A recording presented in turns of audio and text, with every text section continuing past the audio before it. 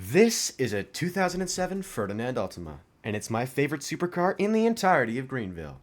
And here's why. In this video, I'll be going over everything on and about the 07 Ultima, starting from front to back. So without further ado, let's just dive right into it. Starting up at the front, we're going to be checking out the headlights, and I have a volunteer here to help me out. So these are the running lights that turn on normally when it is dark, past 5:30 o'clock, or if it is an overcast, or if it's raining. Next up, we have the brights. And then the blinkers. And then that's pretty much it. It's not all that complicated, because it's a very performance-based car. But anyways, before we move on, I just wanted to give a quick point out to this logo, which I think is absolutely gorgeous. Moving slightly behind the lights, we have the rims. But in front of the wheels, we have an orange reflector, which when the lights are turned on, you can see turns on. And then behind the wheels, we have a side blinker, which I think is pretty interesting for a supercar. Moving on behind the front wheels, we have these doors, which have very cool scoops in them. One has a vent that leads directly into the engine, and then up front, there's a vent that leads to the wheel. I assume this just helps airflow. I don't know. I'm not a mechanic. And obviously on the door, we have these mirrors, which do look pretty cool as well. Moving on a bit further back, we have the engine bay, which houses a naturally aspirated V10, which produces just over 600 horsepower that pushes the car up to over 200 miles an hour. This car gets about 11 miles per gallon, which is not good for modern car standards, but this is a supercar, so it makes sense. And next to the engine bay, we have these little scoops, which I think are pretty neat. Moving up behind the engine bay, we have a very unique taillight assembly. Our volunteer is in the car, so why don't we go ahead and check it out. Starting off with your running lights, these are on when the headlights are on. Then your brake lights, these obviously turn on when you're stepping on the brakes. And then your blinkers. And then your reverse lights. Pretty simple. Very cool. Obviously above that, we have an automatic spoiler. Moving on to the interior, we're going to start out with the steering wheel, and right off the bat, you can see the Ferdinand logo again, which is absolutely beautiful. Right above that, we have the gauges. Across from the gauges is this radio, and below that are some buttons, and the hazard light button. Moving down a little bit further, we have a 6-speed manual transmission, which is in a very interesting spot, only unique to this car.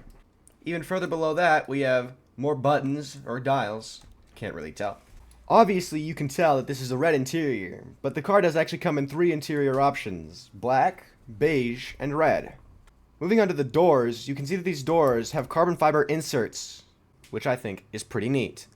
Obviously, like most cars, right in front of the passenger seat is a glove box, though that is pretty interesting for a supercar. And above the glove box are some air vents. There are also air vents on the driver's side. In this car, the gauges and radio and such actually light up, which is pretty neat, so I'm going to show that now. It also shows you that the headlights are on, which is very neat. And right up here, it also shows you if the brights are on. And the blinkers. The radio lights up as well, alongside the hazard lights, and many other things inside of the car, like these dials down here. Alright, now that we're done reviewing the car, we're gonna get on the road and see how it drives.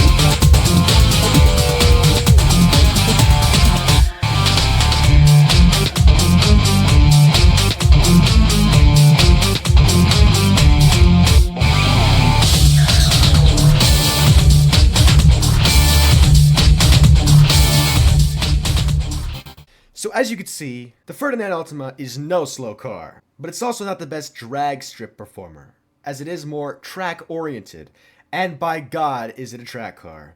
This has some of the best handling I've ever seen in Greenville, comparing up there to the Panini Ostro.